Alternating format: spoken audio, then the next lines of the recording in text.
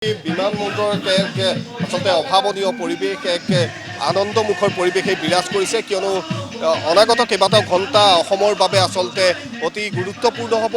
কিছু সময়ৰ পাছতেই যিহেতু ঝুমুৰ বিনন্দিনী অনুষ্ঠিত হ'ব, প্ৰধানমন্ত্ৰীগৰাকী নিজে তাত উপস্থিত থাকিব। গতিকে প্ৰধানমন্ত্ৰীগৰাকীক আদৰাৰ বাবে বিশাল প্ৰস্তুতি কৰা হৈছে। অসমৰ বৰ্ণময় লোক সংস্কৃতি ইয়াত প্ৰদৰ্শন কৰা হৈছে। আপুনি যিফালে চাই সেইফালে দেখিব যে অসমৰ বিভিন্ন জাতি জনগোষ্ঠীৰ যিসমূহ কলা সংস্কৃতি আছে সেইসমূহ ইয়াতে প্ৰদৰ্শিত কৰা হ'ব। প্ৰধানমন্ত্ৰীগৰাকী 5:15 যোৱাৰ লগে লগে বিমানবন্দৰত উপস্থিত হ'ব আৰু উপস্থিত হোৱাৰ পাছত ইয়াৰ পৰা পোনে পোনে সৰু সজাইলৈ যাত্ৰা আৰম্ভ কৰিব। গতিকে প্ৰধানমন্ত্ৰীগৰাকীক আদৰাৰ বাবে ইয়াত বিশেষ পদক্ষেপ গ্ৰহণ কৰা হৈছে। ৰাজ্যৰ ভিন্ন যিসমূহ জাতি জনগোষ্ঠী আছে সকলোৰে লোক সংস্কৃতিসমূহ ইয়াত প্ৰদৰ্শন কৰা হ'ব। প্ৰধানমন্ত্ৰীগৰাকীক আদৰিবলৈ বৰাগাঁৱৰ পৰা সৰু সজাইলৈকে এক বিশাল তাত ৰোড শ্ব' হ'ব।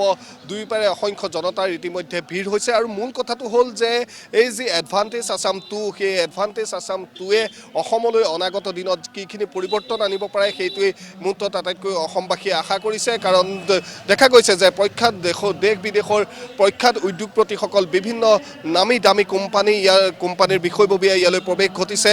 বিভিন্ন ৰাষ্ট্ৰদূতসকল আহিছে, বৈদেশিক বিনিয়োগকাৰীসকল আহিছে। নিশাৰ ভাগলৈ হয়তো গৌতম আদানী উপস্থিত হ'ব। তাৰ পৰৱৰ্তী পৰ্যায়ত কাইলৈৰ দিনটোত মুকেশ আম্বানী দেশৰ প্ৰখ্যাত উদ্যোগপতি তেখেত আহি উপস্থিত হ'ব।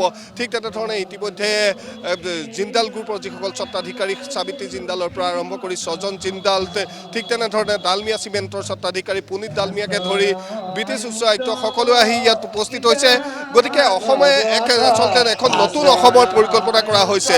ইতিমধ্যে জাগিৰোডত যি ছেমি কণ্ডাক্টৰ হ'ল তাৰ পৰৱৰ্তী পৰ্যায়ত অসমত কেইবাটাও কোম্পানীয়ে ইতিমধ্যে তেওঁলোকৰ বিনিয়োগ আৰম্ভ কৰিছে। মুখ্যমন্ত্ৰীগৰাকীয়ে ইতিমধ্যে সদৰি কৰিছে যে 1,44,000 কোটি টকাৰ বুজাবুজি চুক্তি হ'ব।